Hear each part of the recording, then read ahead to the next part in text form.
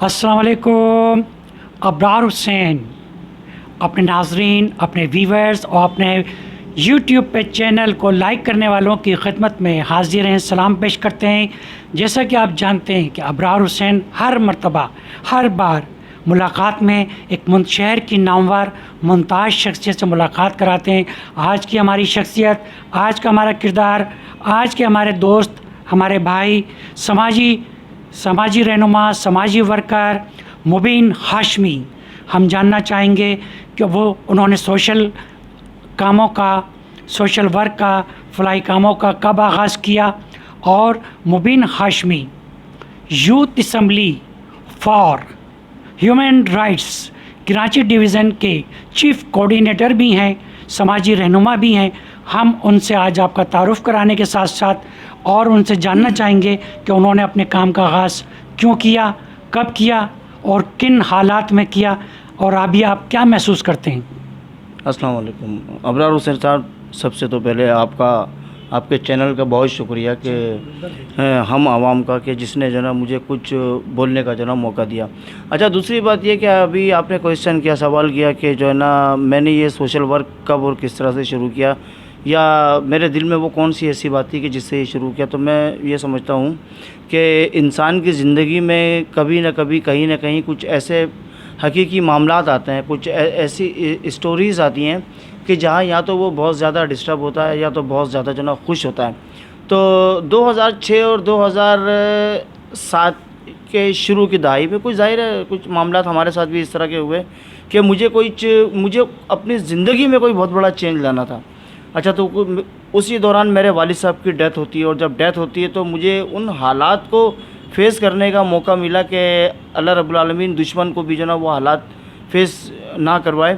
تو اس میں جو ہمارے بہت قریبی لوگ تھے، بہت منچاہے لوگ تھے، جن سے ہمارا بڑا قریبی ریلیشن تھا، انہوں نے جو بیہیو رکھا، جو رویہ رکھا، اور اس رویے نے مجھے، میں سمجھتا ہوں کہ بڑا جو نا ہرٹ کیا. ہرٹ کرنے کے بعد میں نے سوچا کہ کچھ ایسا کیا جائے کہ جو کہ تھوڑا سا منفرد اور الگ ہو. تو بس یہ ہوا کہ وہ جستجو جو ہے وہ مجھے کسی ایک مشن کی طرف جو نا لے کر آئی، اور مجھے یہ راستہ ملا، لہٰذا میں اس سے جو نا جوائن کیا ہے. مبین ہاشمی صاحب، آپ ہمارے ناظرین کو یہ بتائیے کہ کون سی ایسی شخصیت یا کون سا ایسا واقعہ یا کردار تھا جس کو دیکھ کر متاثر ہو کر آپ نے ان کاموں کا آغاز کیا. اچھا، آپ نے سوال کیا ابرار صاحب کہ میں سوسائٹی میں کس سے متاثر ہوا.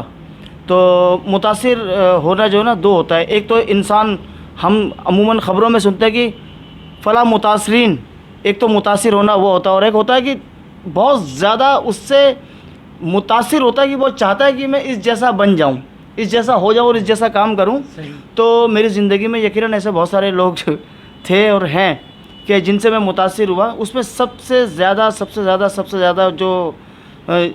جو شخصیت ہے جن کا میں نام لینا چاہوں گا وہ ہے میرے والد صاحب. اللہ رب العالمین ان کی مغفرت فرمائے، کہ اللہ رب العالمین ان کی مغفرت فرمائے. میں پھر یہ کہوں گا، اور اپنے والد صاحب کی کئی چیزوں کو میں نے بہت زیادہ آبزرو کیا. مجھے اس چیز کا تھوڑا سا جو ہے نا میں یہ کہوں گا کہ مجھے افسوس رہا کہ میں نے وہ عمل، وہ کام بہت دیر سے شروع کیے جو مجھے ان کی حیاتی میں اگر میں کرتا تو آج شاید پوزیشن کچھ اور ہوتی ہے. اور ان کے زندگی کے اس نچوڑ سے، اس تجربے سے میں اب جو کام کرنے جا رہا ہوں وہ شاید اب تک کر چکا ہوتا.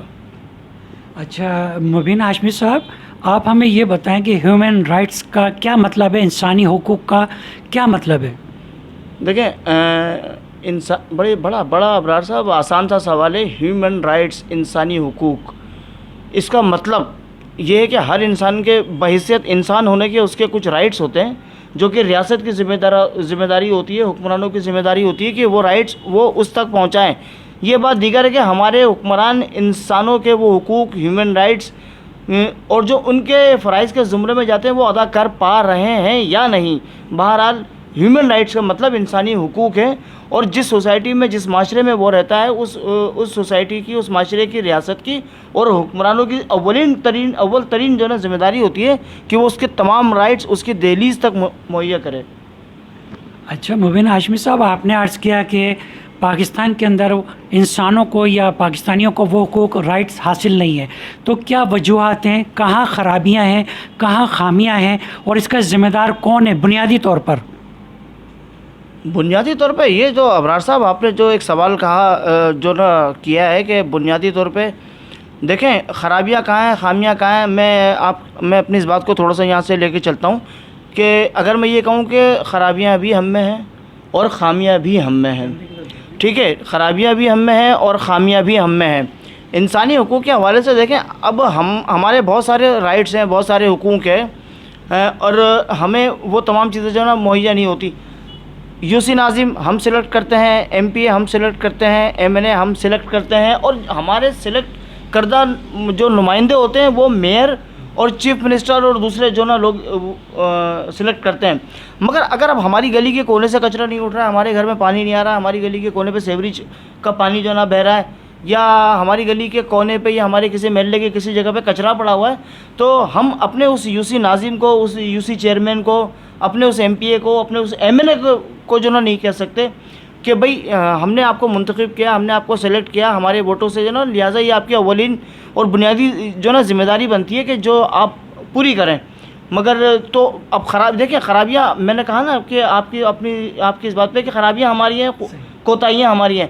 अगरचे हम अपने राइट्स बहुत अच्छी तरीके से समझ लें तो अपने राइट्स लेना मुश्किल और बड़ा काम नहीं है।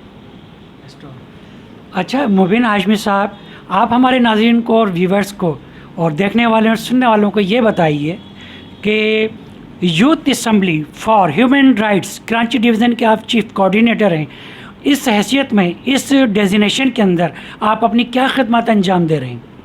देखिए, इस हैसियत में और इस डेजिग्नेशन में मैं अपनी क्या खिदमत अंजाम दे रहा हूँ, मैं ये समझता हूँ कि अगर ऊपर वाले ने, अगर अल्लाह रब्बुल आलमीन ने मुझसे खल्क़े खुदा के लिए अगर कोई काम ले लिया तो मेरे लिए बड़ी सादत की बात होगी। मैं क्या काम कर रहा हूँ? मैं तो कुछ भी नहीं कर रहा। Youth assembly for human rights की तरफ से ने जो बाबर हुसैन सुलेरी साहब हमारे जो सेंट्रल प्रेसिडेंट हैं, तो आपने जो ना मुझे as a chief coordinator Karachi के लिए जो ना सिलेक्ट किया और मेरी को यूँ समझ लें कि 2006 के एंड और 2007 के शुरू से जो ना वर्किंग रही है। असल में youth assembly for human right बल्कि इंसानी हुकूक़ की तंजीम का जो मकसद और मतलब ये होता है कि वो लोगों में अवेयरनेस पैदा करे, आगाही पैदा करे, अपने हुकूक़ के हवाले से जानकारी जो ना पैदा करे कि, और उसी सब्जेक्ट पे हम काम कर रहे हैं, उसी सब्जेक्ट पे हम काम कर रहे हैं कि जी हमें लोगों को अवेयर जो ना आगाही की तरफ लेके जाना है कि आपके राइट्स क्या हैं, जो आपको रियासत को देने हैं और जो आपने रियासत से लेने हैं। नाजरीन, मुबीन हाशमी साहब हमारे इंतहाई करीबी दोस्त भाइयों की तरह हैं और हमारी दावत पर आज हमारे ऑफ़िस का विज़िट किया है। हम इनसे जानना और पूछना चाहेंगे कि दुनिया के मुख्तलिफ़ ममालिक में इंसानों को, वहाँ के शहरियों को तमाम हुकूक़ और राइट्स हासिल हैं। ऐसी क्या वजह है कि पाकिस्तान में जा बजा ख़ास तौर पर हमारी ख़वातीन उनको ह्यूमन राइट्स जो है हासिल नहीं है और वो ज़हनी दबाव का शिकार हैं, जिस्मानी तशद्दुद का शिकार हैं। आए दिन हम ऐसे वाक़यात ख़बरों पे, टीवी पे, अखबारात की ज़ीनत बनते रहते हैं कि फ़ला ख़वातीन पर जुल्म किया गया, ज़्यादती की गई, उनकी जायदाद छीन ली गई, उनको कत्ल कर दिया गया। तो आज हमें मुबीन हाशमी साहब बताएंगे कि बैरून मुल्क में क्या ह्यूमन राइट्स हासिल हैं और पाकिस्तान में ऐसा क्यों नहीं है। बड़ा अच्छा सवाल आपने किया अबरार साहब के पाकिस्तान में ह्यूमन राइट्स क्यों नहीं है और बैरून मुल्क में। तो बैरून मुल्क में तो जो राइट्स हैं यहाँ हैं इंसानी हुकूक़। हम ये कहते हैं कि यहाँ पे ह्यूमन राइट्स यानी इंसानी हुकूक़। तो अबरार साहब आपकी इत्तला के लिए अर्ज़ है कि बाहर तो एनिमल राइट्स हैं, जानवरों को उनके हुकूक़ दिए जा रहे हैं, ज़िंदा जानवरों को नहीं, जानवरों के मर जाने के बाद उनके हुकूक़ उन्हें दिए जा रहे हैं। हमारे यहाँ तो इंसानों को जानवरों की नहज पे भी जो ना ला के जो ना नहीं समझा जा रहा। और इस इफ़ यू डोंट माइंड, मकसद ये किसी को भी बुरा मानने की जो ना इस बात में ज़रूरत नहीं है कि हम जिस नहज पे ज़िंदगी गुजार रहे हैं ये जानवरों से भी नीचे की तरफ है। हम ह्यूमन राइट्स की बात करते हैं, मैं सोशल वर्कर हूँ, मैं सोशल वर्किंग करता हूँ, मैं लोगों के लिए काम करता हूँ या अपने ज़ात के लिए काम करता हूँ, या मेरा सब्जेक्ट जो है हमारे यहाँ ह्यूमन राइट्स पे काम होता है, हमारे वुमेन राइट्स पे काम होता है, हमारे यहाँ लेबर राइट्स पे काम होता है, हमारे यहाँ चिल्ड्रन राइट्स पे काम होता है। ہمارے یہاں تمام رائٹس پہ کام ہوتا ہے. ہمارے یہاں سے مراد میرے گھر میں نہیں, اسلامی جمہوریہ پاکستان میں, اسلامی جمہوریہ پاکستان کا نہ تو میں صدر ہوں, نہ تو وزیر اعظم ہوں, نہ تو میں سینیٹر ہوں, اور نہ ہی تو میں جو نا قومی اسمبلی کا اسپیکر ہوں. یہ تمام لوگ جو بیٹھ کے وہاں پہ کام کر رہے ہیں, تو دیکھیں نا وہ کیا کر رہے ہیں. وومن رائٹس, خواتین کا عالمی دن منایا جاتا ہے. ہیومن رائٹس کے حوالے سے انسانی حقوق کا عالمی دن ہم مناتے ہیں.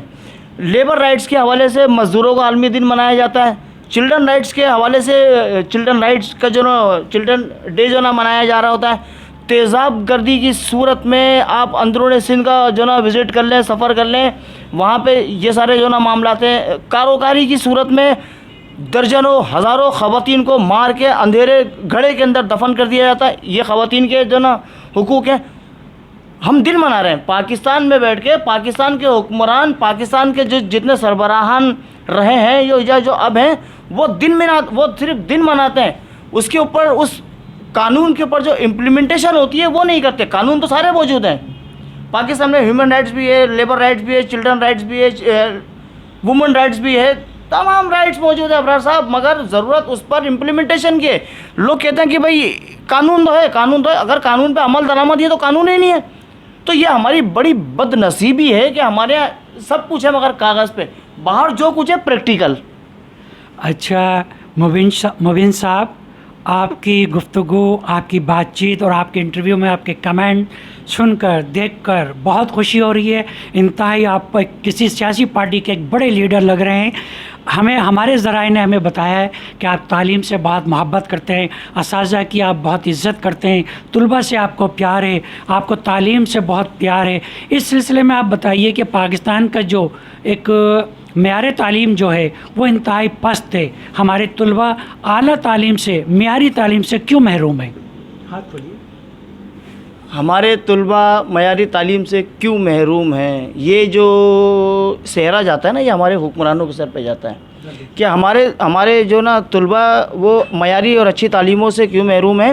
اصل میں ہمارے حکمران, آج 73 سال ہو گئے پاکستان بنے. ابرار حسین صاحب, میں یہ کہتا ہوں کہ اس 73 سال میں جتنے بھی حکمران آئے, ان کی اول ترین کوشش یہ رہی ہے کہ پاکستان, وہ صوبہ پنجاب ہو, سرحد ہو, بلوچستان ہو, اور دیگر جو ہے نا وہ جگہیں ہوں, سندھ ہو. سندھ کا حال تو بہت ہی خستہ ہے. سندھ کا تو ہم نام لے ہی نہیں سکتے کہ جی تعلیمی جو معیار ہے وہ جو نہ بڑھے. اچھا تعلیمی معیار کیوں نہ بڑھے؟ تعلیمی معیار اس لیے بڑھے کہ یہ جو خاندانی نواب ہیں, جاگیردار ہیں, چودھری ہیں, وڈیرے ہیں, سرمایہ دار ہیں, ان تمام لوگوں کی بادشاہت, ان کی جاگیرداری, ان کی بدماشی یہ ختم ہو جائے گی. لوگوں میں تعلیم اگر عام ہوئی تو تعلیم سے تو ہمیں دانستہ طور پر روکا گیا ہے. رہی صحیح کثر جو ابھی لیٹسٹ جو پچھلے 3-4 مہینوں سے ہم جس کرونا وائرس کا جو نا رونا رو رہے ہیں, اس کی آڑ میں اسکولوں کو بند کیا گیا ہے.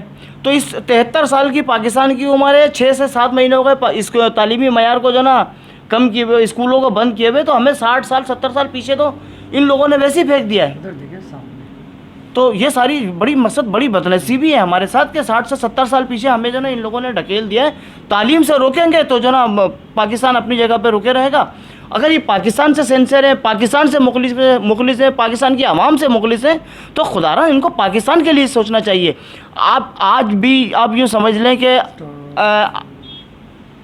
اچھا مبین ہاشمی صاحب, جیسا کہ آپ جانتے ہیں کہ کرونا ایک عالمی وبا ہے, چائنا سے شروع ہوئی اور پاکستان سمیت دنیا کے تمام ممالک کو اپنی لپیٹ میں لے لیا. لاکھوں انسان لقمہ اجل اور اس دنیا سے کوچ کر چکے ہیں. الحمدللہ, اللہ کا شکر ہے کہ پاکستان میں کرونا کافی حد تک کم ہو گیا ہے. آپ ہمارے ناظرین کو, ویورز کو کیا پیغام دینا چاہیں گے کہ ہمیں ابھی SOPs پہ عمل کرنا چاہیے؟ اپنا علم اور اپنے تجربے کی بات ہے. SOPs پر عمل کرنا چاہیے. اور دوسری چیز ہے کرونا. ابرار حسین صاحب دیکھیے, پاکستان جو ہے, پاکستان کی جو خستہ حالی ہے, صوبہ سندھ کی جو خستہ حالی ہے, یہاں کے لوگوں کی جو خستہ حالی ہے, یہ کرونا ہے, یہ تھیلیسیمیا ہے, یہ پولیو ہے, یہ جو تمام چیزیں ہیں یہ اپنی جگہ ہیں. اگر ہیں تو یہ اپنی جگہ ہیں. اس SOPs میں یہ کہتا ہوں کہ آپ ٹوٹل جو ہے نا 30 پاروں پہ قرآن ہے جس میں 30 پاروں میں 6666 آیتیں اور 114 صورتیں موجود ہیں، اور قرآن ہی ضابطۂ حیات ہے۔ آپ بجائے اس کے کہ SOPs کی طرف جائیں، آپ قرآن کو فالو کریں، آپ ہم اپنے دین کو فالو کریں، آپ کو جو ہمارا جو دین کہہ رہا ہے، ہمارا جو مذہب کہہ رہا ہے، ہم اسے فالو کریں۔ یہ وہ عذاب ہیں جو آئے نہیں گئے ہیں، لائے گئے ہیں، ہمارے اور آپ کے سروں پہ مسلط کیے گئے ہیں۔ اچھا، مسلط اس لیے کیے گئے ہیں کہ ہم کسی بھی چیز کو اپنے اوپر بہت جلدی حاوی کر لیتے ہیں۔ اگر میں آپ مجھ سے سوال کر رہے ہیں، میں آپ سے سوال کرتا ہوں کہ 73 سال پاکستان بنے ہو گئے، آپ کب خوشحالی کی طرف گئے؟ آپ کب کامیابی کی طرف گئے؟ ہم تو ہمیشہ پستی کی طرف رہے، کبھی اپنے معاملات کی وجہ سے، کبھی حکمران کے معاملات۔ اچھا ناظرین، ہم اپنے مہمان مبین ہاشمی صاحب سے جو بڑی دور سے ہمارے آج آفس چل کر آئیں، ہمارے ذرائع نے بتایا ان کے بارے میں کہ ان کو فٹ بال بہت پسند ہے، جبکہ فٹ بال پوری دنیا میں عالمی سطح پر کھیلا جاتا ہے، بڑا مقبول ہے شائقین کے اندر، عوام کے اندر، لیکن بدقسمتی سے پاکستان میں فٹ بال کا وہ معیار نہیں ہے۔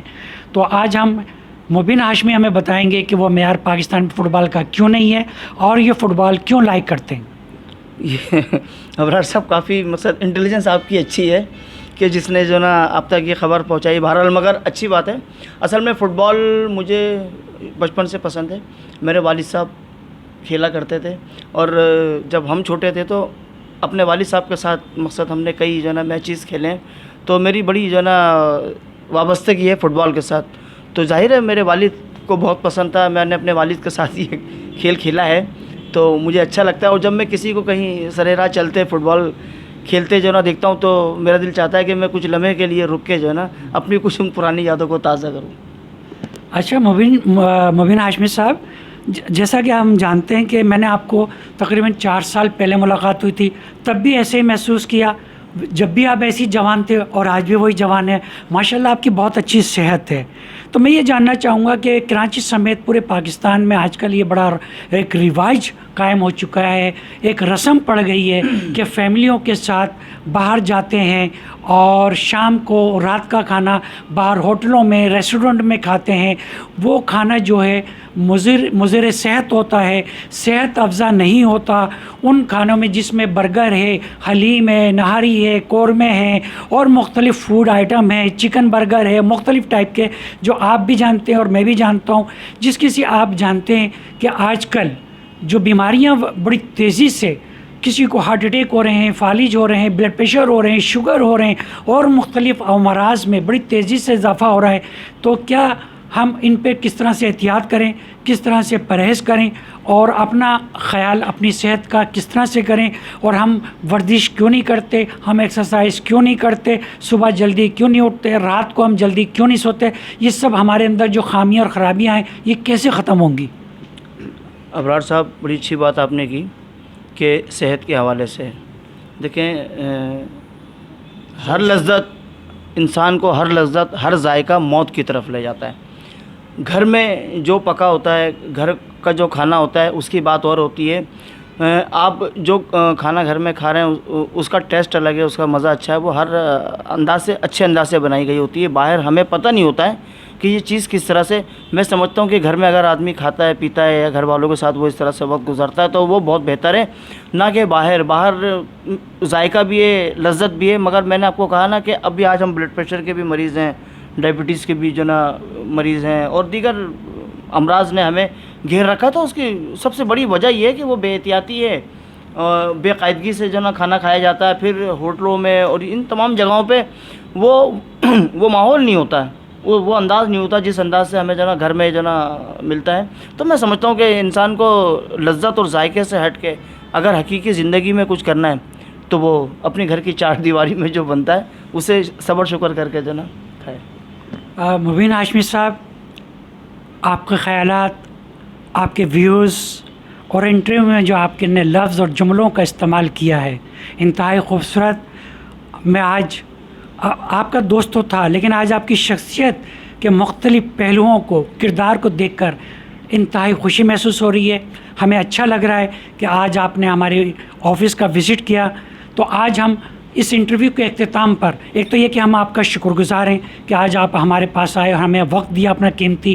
ہم یہ چاہیں گے آپ اور ہم مل کر ایک بھرپور پاکستان کے حوالے سے ایک نعرہ لگاتے ہیں, پاکستان زندہ آباد, پاکستان زندہ آباد. Thank you, I love you Pakistan. اللہ حافظ.